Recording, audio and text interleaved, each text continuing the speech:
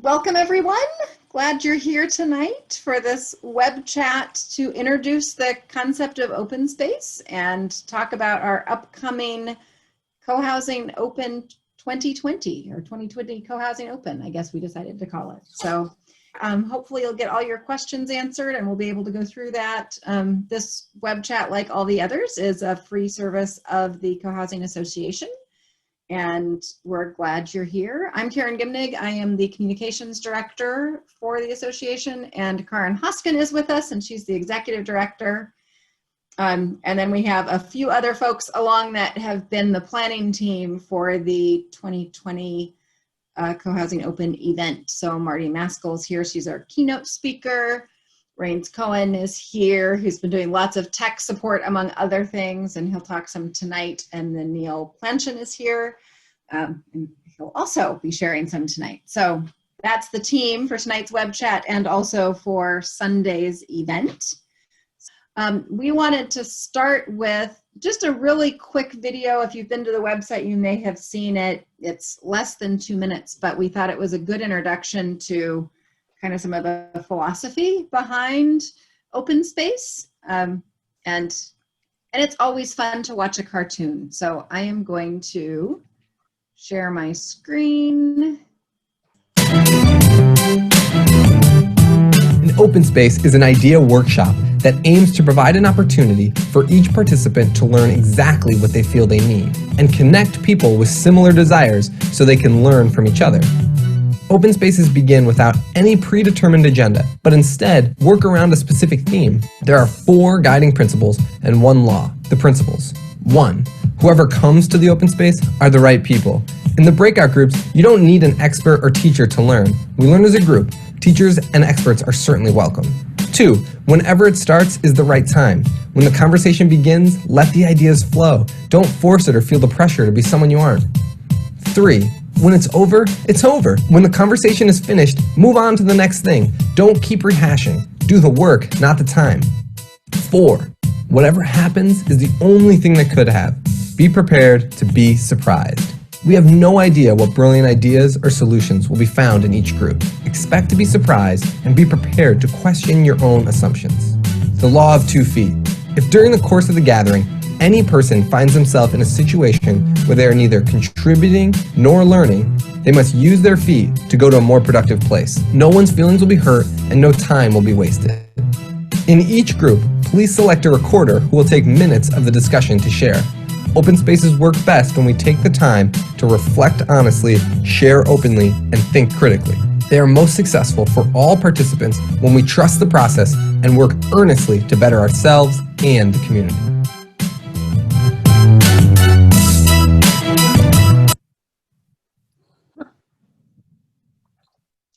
So that's just the beginnings of kind of how things work in open space.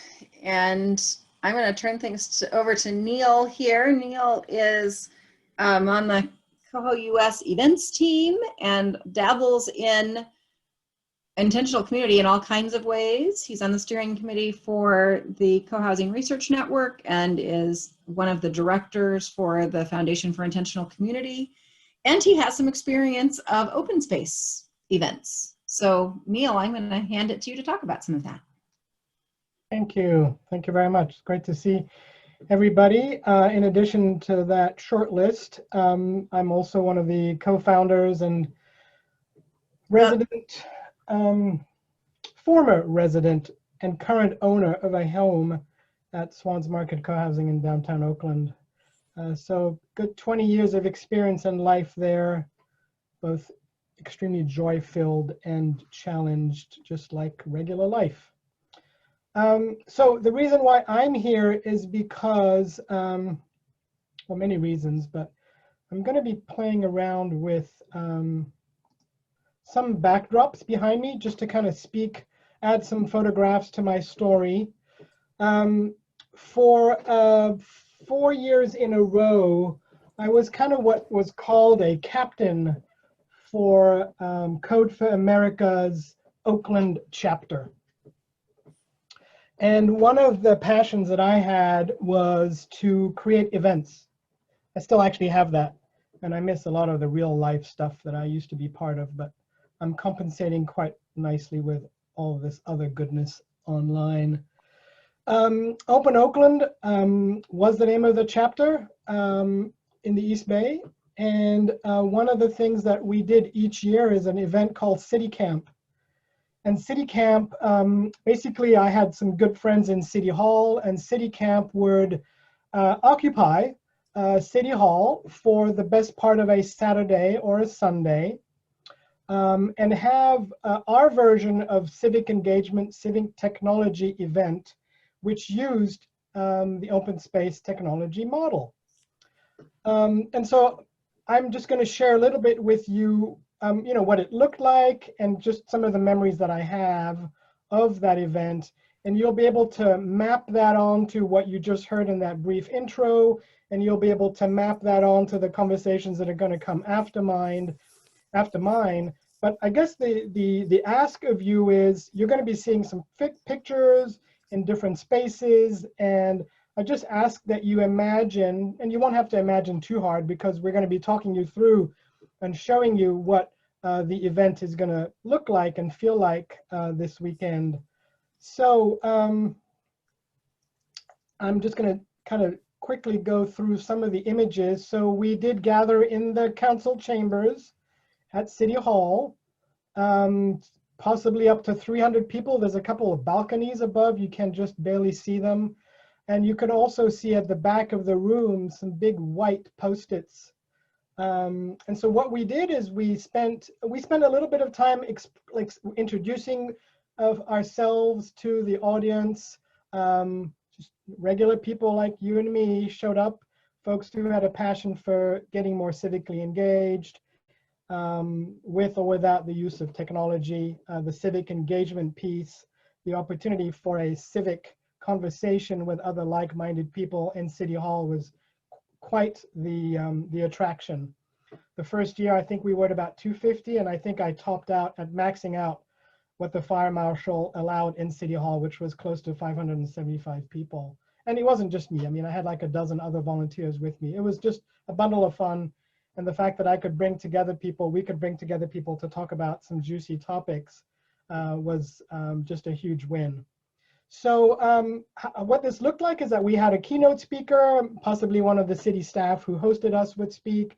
And then we would pass around the microphone around the room and have people 30-second pitch of a conversation they wanted to convene or have during the day. And so that took, I don't know, 10, 15 minutes. And then we had some runners who would write those ideas on a piece of Post-it and take it to the back wall. And so this went by. Some folks kind of got inspired by folks who were speaking and kind of decided to join the queue and kind of also share their ideas. So we ended up doing those votes and doing what some of you probably know of as being dot voting. So there was a lot of dot voting for different conversations that were being had. And little by little, we closed out the conversation in City Hall, in the council chambers. And we would all assemble for the voting on the back wall. And kind of, you'd get 3 or 4 dots each, and you'd go and you'd kind of put the dots where you thought you most wanted for those conversations to happen. This went on until we were done, basically. And then we would ask people to leave the council chambers and kind of go and hang out outside, have conversations, which we did. And we had lots of good times together. Kind of some alliances of different conversations came together. So instead of having 2 separate rooms, sometimes the two instigators of those conversations would come together, and we would end up being able to mash conversations together and assign different rooms. We pretty quickly got to create on the whole wall an agenda of what was going to happen during the day. I think this year might have been 2016, and I think we ended up with close to 20 sessions. And we kind of spilled out of some of the rooms, but you know, anyone who wanted to have a conversation, I found a table, I found some chairs, and they'd sit outside the mayor's office, or they'd sit outside of the city administrator's office, but we would make anything and everything possible. So we ended up using some of the council chambers, which was a lot of fun. You could sit, behind where different folks were doing their jobs during the week or at night, and we would be able to use the microphones and use the whiteboards and stuff like that. So it was a lot of good times. We fostered some important values around, you heard some of them in the video before: curiosity, openness, check your assumptions was something that we reminded people to do a lot. And we reminded ourselves also, and if I could say this many times I would, but that we are the experts. We didn't need somebody who was part of the Oakland Police Department or part of some other department to come tell us how to do things. This was the people got to speak, the residents of communities around Oakland got to speak and build community, and also attempt to begin to resolve important issues. In the rooms themselves, as you heard in the video, there was often a scribe, and we would do all we can to capture. I think this was 2016, where we had paper and pens back then. I think come 2018, 2019, we had laptops, and we were capturing things electronically. Otherwise, I and other volunteers would be transcribing. But anyway, the idea was that we would be together, throw ideas out at each other, and basically host these quite wonderful conversations. I think that's really it. I was going to speak it, but I'm going to show it to you. But basically, several people have quoted this over the years, but I think my lesson over the years was to remind all of the attendees throughout the day that, who showed up was really who was here to have the conversation, and we are the ones we've been waiting for. So I think that's my story. I just want to encourage those of you who are here and those of you who are watching to kind of show up with an open mind, to contribute, and to have bring your best self forward. I think that's it. That's my story about Open Oakland and City Camp and open space technology, and I'm looking forward to having one online with you and many others. Great. Thanks, Neil. So there are some differences in how we'll be doing it just because we'll be online. And that comes with some probably disadvantages, but definitely some advantages as well. Among other things, instead of sending you a time and a physical location, we'll send you a time and a online location. So when you register, if you haven't yet, or if you have, this has already happened, but you will get a confirmation email with a link in it. And I am going to share my screen and kind of walk you through what happens from there. So when you register for the event, you will get a confirmation email with a link in it. And when you click on that link, it will bring you here. And you can type in your name and your email and hit save, and that will sort of set you up in the system. And this is the sort of introductory window, and likely you'll only have to sign in that way once. If you need to more than once, it's no problem. But the thing to do here is to participate now. You can also you can RSVP if you want, and then people will know that you're coming. But the really important thing to know to do is to click on this participate now. And that's going to bring you into the conference space. That's a bit like opening the front door of the hotel and finding your way in. And so when you come to the conference space, there will be this welcome page to greet you, talking about what's going on, and you can see the schedule and so on. And this is really where we work from. On that day, you will not yet be on a Zoom call, unlike today, where you are on a Zoom call. So when you want to hear the speakers and know what's going on, there are several rooms to join, but at the beginning of the day, we're going to start off all together in what we're calling the Common House. And the way you get to the video participation is to click on this join the video for the Common House link in the upper left. And each of the rooms is like that. So you'll join that. I can't show you how that works because I'm already on a Zoom call and it won't let me join another one, but that's how that would work. And then just like any other conference where you'd have a number of rooms that you're using, you will scroll through and you can go to whichever room you want to go to. So if we go to room 1, the Common House Kitchen, in that room, we're already set up for the notes to be taken on the document that's there, and anyone can type on that document. So you can, when you get here already, type here, everybody can. So one of the great things about Zoom is that, different than that video that we were showing where one person had to take the notes, now everybody can take notes.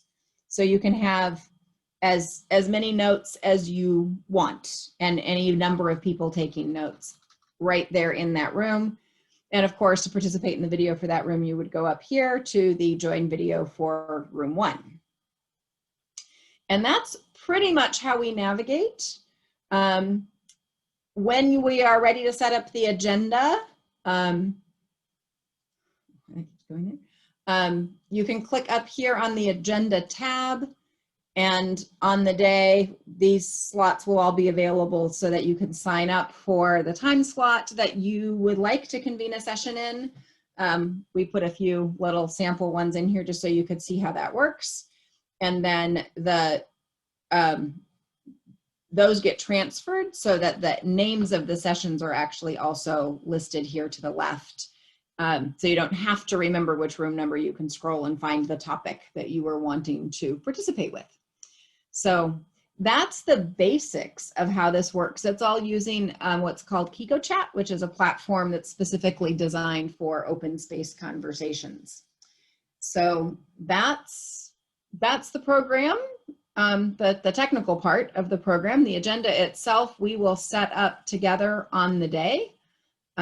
So these will not still be there by Sunday morning, but when we get together, we'll do that.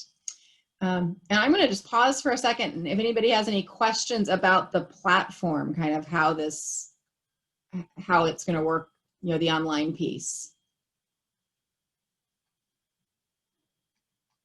Anybody have questions? Okay. You might want to stop sharing a moment just so we can see everybody.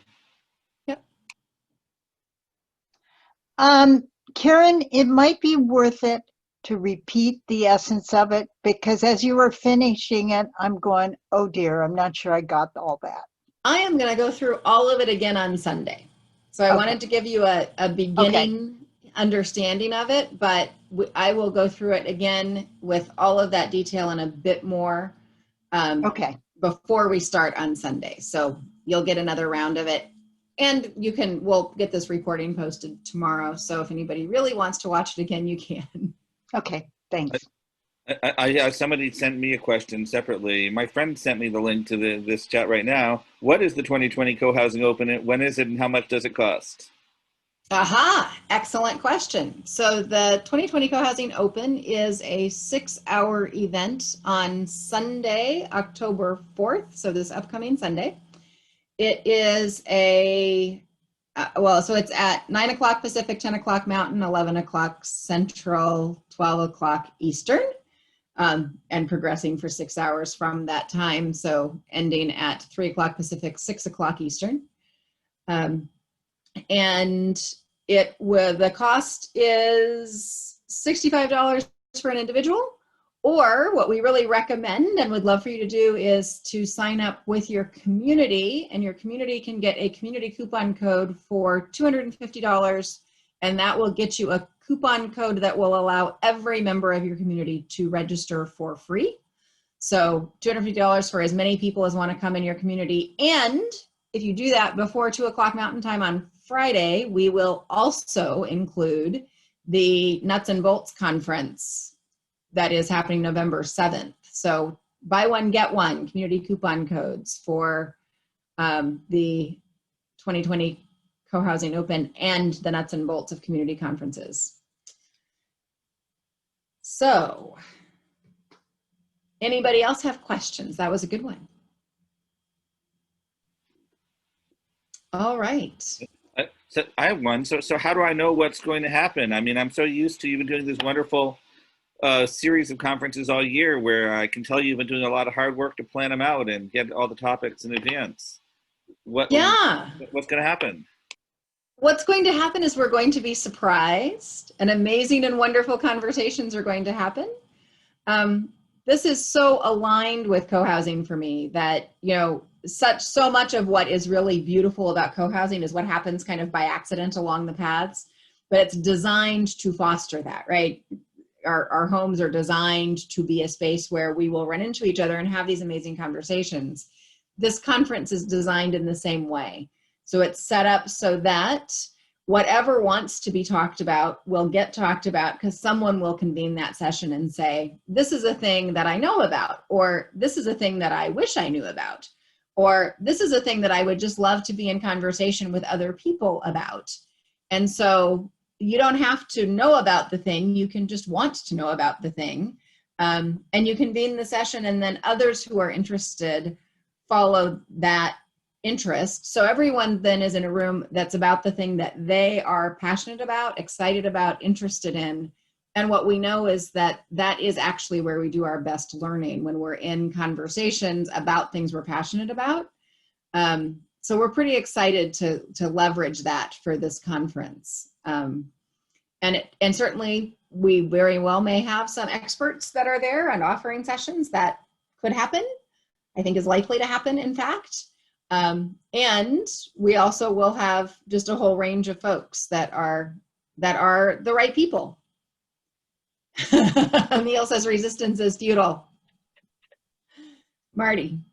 Yes, I just wanted to give 2 examples for people who are maybe less familiar with this, because I'm a structure fanatic.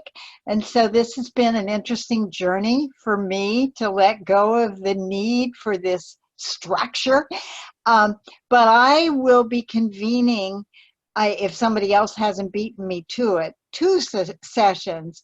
Since I'm the keynote, I'm going to be talking about the story of us creating co-housing over a 15-year journey.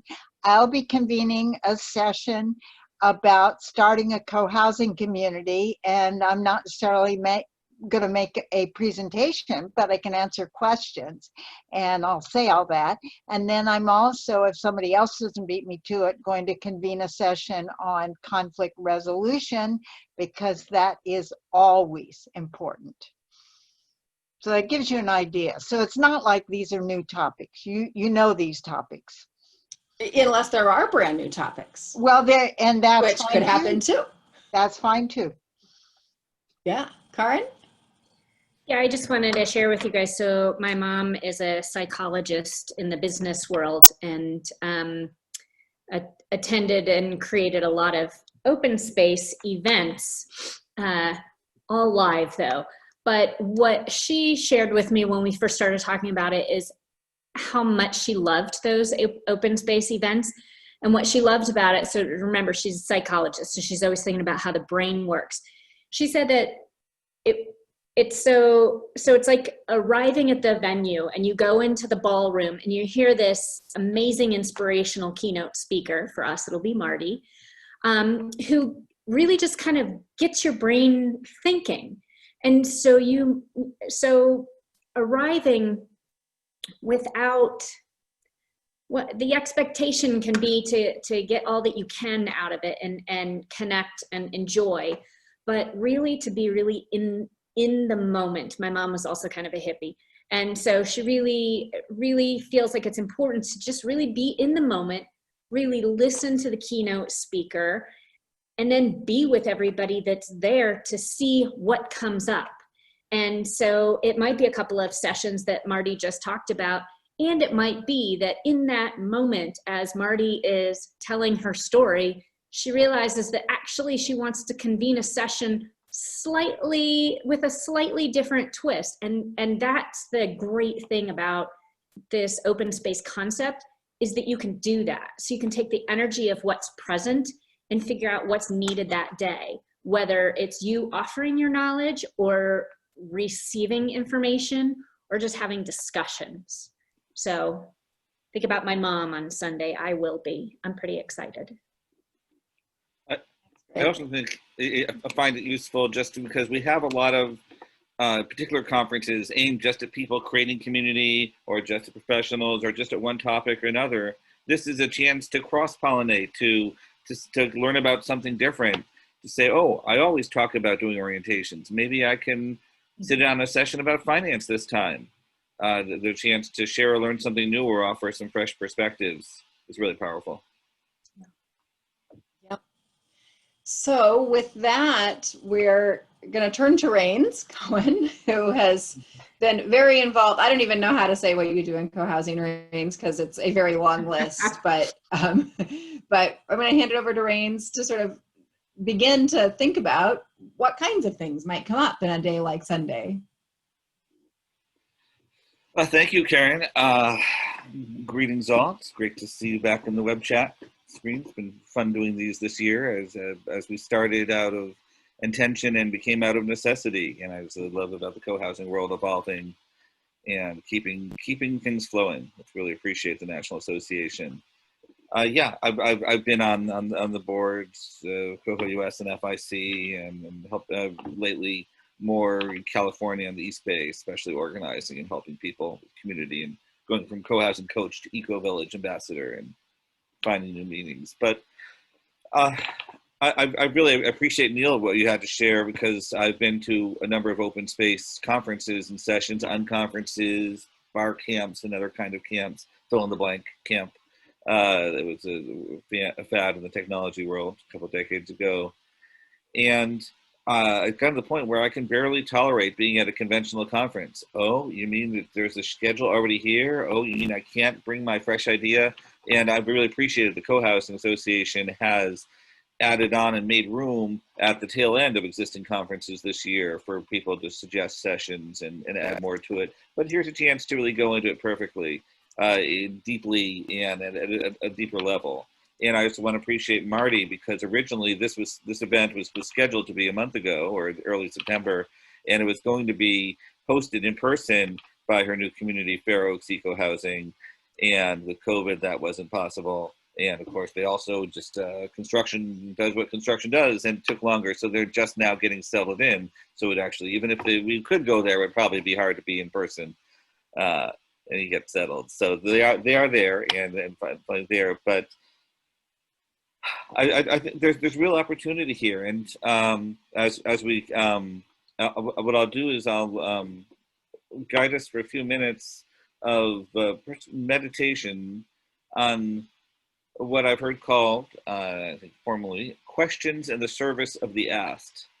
And there's things that, of course, that I'm curious about, but really the opportunity here is to think about, as you're planning, oh, what do I want to talk about? Why do I come here? How do I explain this to somebody else? Is what do people want to know? What questions are related to whatever stage of community you're in? You're seeking community, building community, living in community a long time, dealing with life changes, death, and other challenges, aging in community. That there's a lot of things that, yeah, if we bring a good question that really creates the opportunity to, yeah, see who else might have answers, but sometimes even just see if you have the answer. We take it literally, the statement, whoever comes to the right people. Sometimes it's helpful time. If nobody else comes to a session you convene, well, there's your time to think about your topic, to do that essay writing that you've never given yourself time for, to your manifesto about why all co-housing communities should be painted purple, and with documentation and the reasons why. Your chance to get it out there and yeah, to time to reflect and time to share.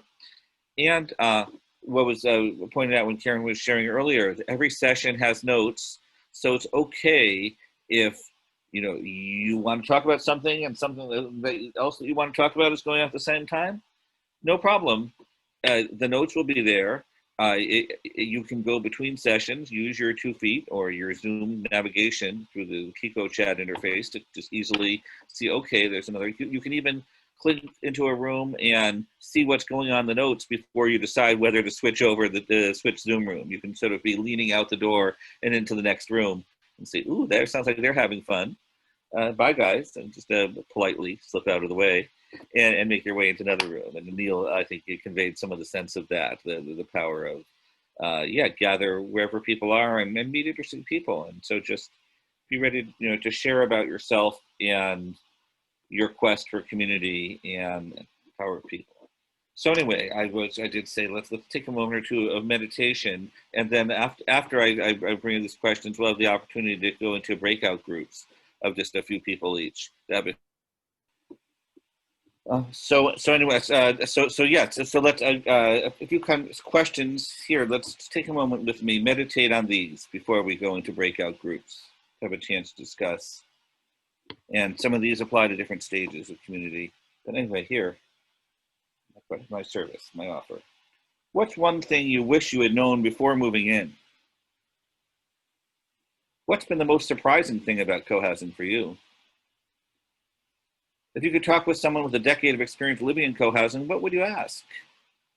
How can you decide where you should be moving to join co-housing? What aspects of yourself will help you thrive in co-housing? Where does the money come from? How do I get people to form my forming group? Mike, this one might be for you. Where do I find like-minded people? How do we handle conflicts? How do we keep our community going now under COVID-19? How does your community handle blank, whatever your challenges of the day? How can we handle differences?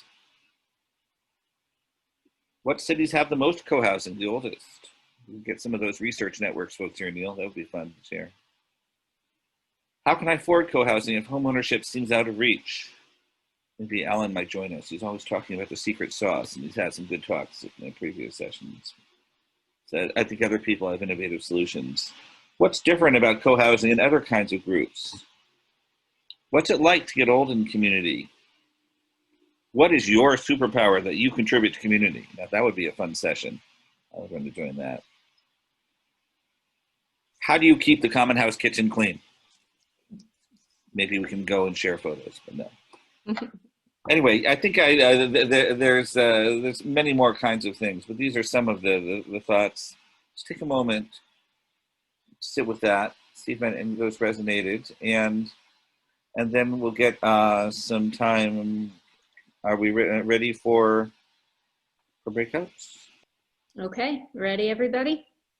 Here's your chance. Get a practice being in your virtual circle, your gathering. Well, welcome back, everyone. Did you have some interesting conversations? I just have to share, my room was amazing. It had 2 people who were both part of a forming San Francisco group long ago. Wow. Oh my gosh. Okay. And new great. future potential in new ways, creative ideas. What? Wonderful. Yeah, I have a theory that if you put 3 or 4 co-housers in a room together, the odds that they can't find interesting things to talk about are pretty slim. Okay. I would like to hear if anybody had any really fantastic ideas that they're like, ooh, I want to talk about this, or I hope somebody talks about this. I'm just curious. Wow. No, I see everybody. Too late for me though. Oh gosh. I had an idea come up when y'all were in rooms and I was by myself here. And that was, this sounds kind of silly, but it's actually really important. What is everybody doing for Halloween? And I'm not asking you specifically right now, but I was just thinking, I would love to hear what people are doing for communities that have children in particular. Like, what are y'all doing for Halloween this year? Like, are people trick-or-treating? Are you doing the regular bonfire with a shared chili meal or not? Because I need some ideas. Nancy, I think I saw your hand up. No? No, we're not doing Halloween. I had a different question, but Yeah, go ahead. here.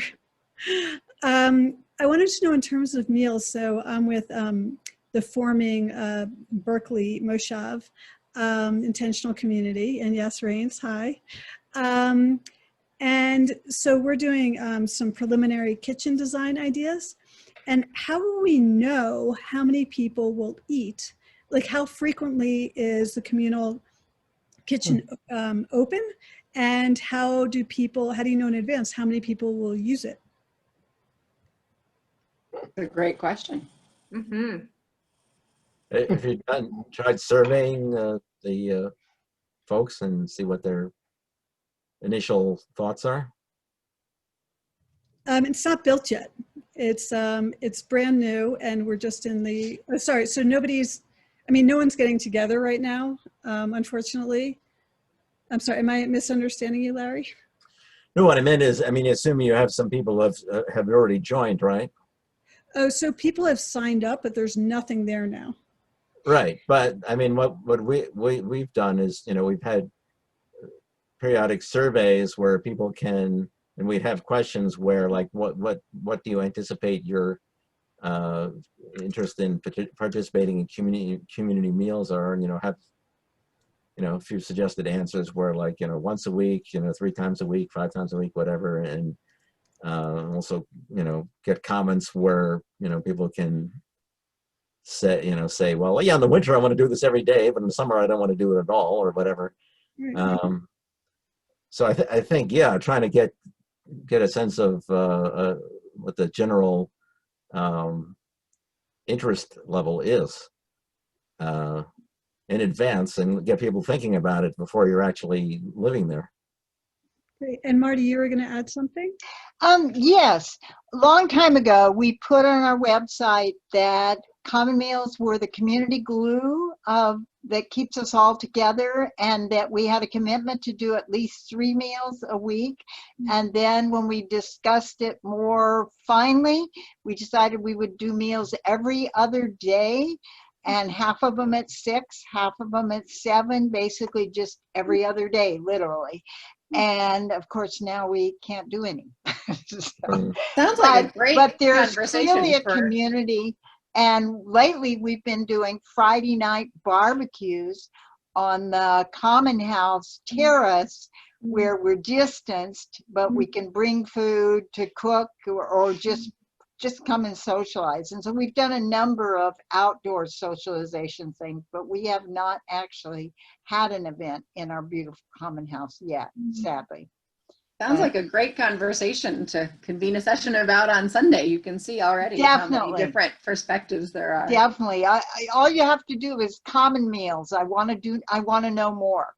That would be enough. Thank you.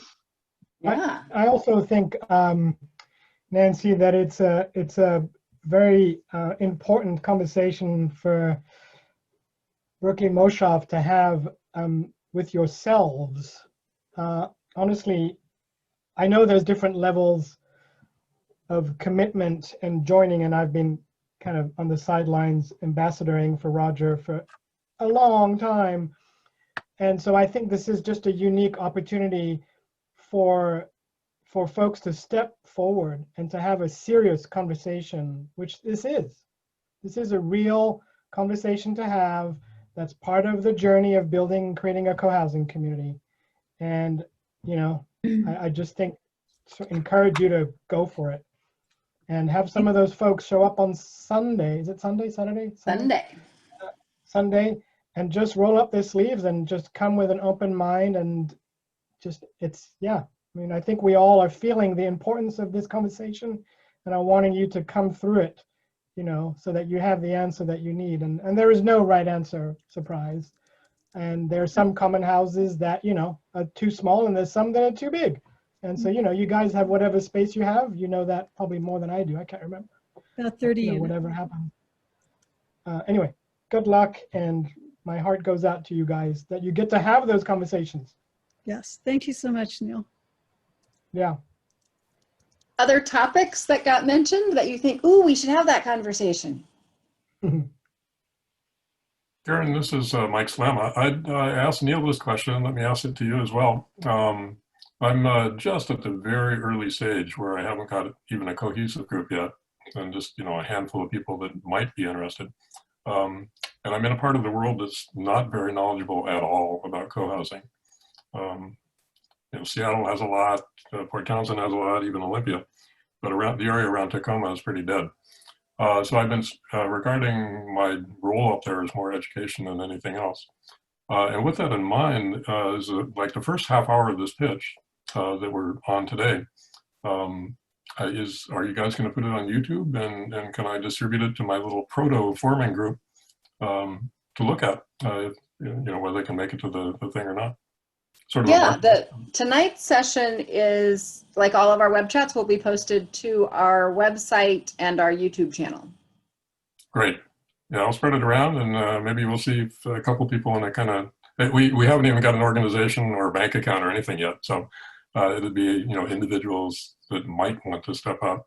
But I'd at least like to put the publicity out there, and because I think a lot of people that aren't knowledgeable about co-housing have a double whammy. They don't know about co-housing, and they don't know about this particular format. And if I'm thinking that intro was, good for me, and it explored what you guys were up to, and I'm thinking I could spread that around. Yeah. And Mike, there's another opportunity you have if you get the bundle of the nuts and bolts of this conference, the Cohousing Open conference. You could offer it as an option through your meetup group and reach other people that way that are already, haven't been able to make it in person necessarily, but are part of your community. Well, no, the meetup group is who I was gonna send a reference to. Yes, there's maybe 30, 35 people on it, something like that. Well, it makes it very easy for them if you say, hey, if you're committed or at all serious as a member of this group, take advantage of our group registration and come in and be part of that. Yeah. And if I can add to what Rain said, co-housing takes money, sadly, as much as we'd all like to have it be affordable co-housing, and it still takes money. And I decided I was just going to buy the conference coupon for our community, and people thanked me profusely. And I know we have people that have signed up that wouldn't have otherwise.